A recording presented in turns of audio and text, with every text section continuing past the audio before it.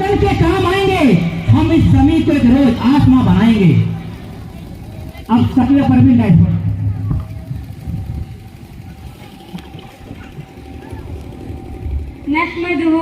नहमदुहु व नुसल्ली अला रसूलिहिल करीम, अम्मा बाद। मुहतरम दोस्तों और साथियों, अस्सलामु अलैकुम व रहमतुल्लाहि व बरकातुहू।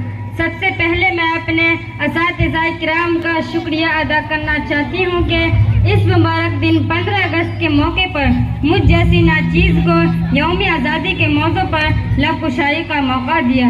मैं अकेला ही चला था जानिबे मंजिल मगर राहरो आते गए और कारवा बनता गया। यौम आज़ादी भारत में हर साल 15 अगस्त को कौमी तातील के तौर पर मनाया जाता है। सन 1947 में इसी तारीख को हिंदुस्तान ने तवील जद्दोजहद के बाद ममलकत मुत्तहिदा के इस्तेमाल से आज़ादी हासिल की थी। बरतानिया ने कानून आज़ादी हिंद सन 1947 ईस्वी का बिल मंजूर करके सौंप दिया था।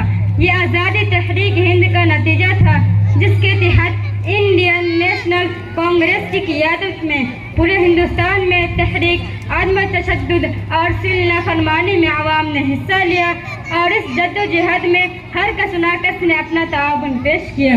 हिंदुस्तान की आज़ादी के साथ साथ तकसीम और हिंद का वाक़या पेश आया।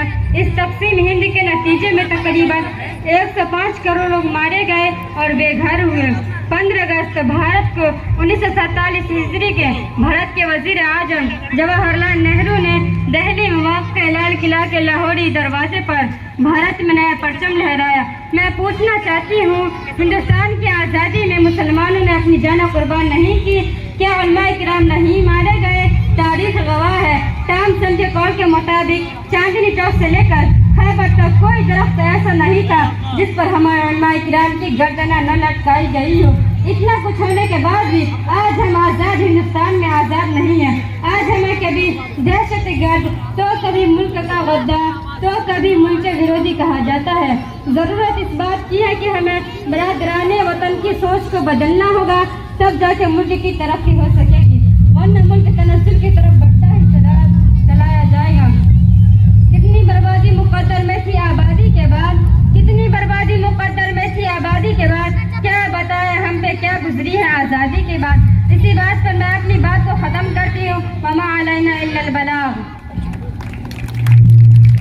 बहुत ही बेबाकी के साथ बहुत अच्छे अंदाज में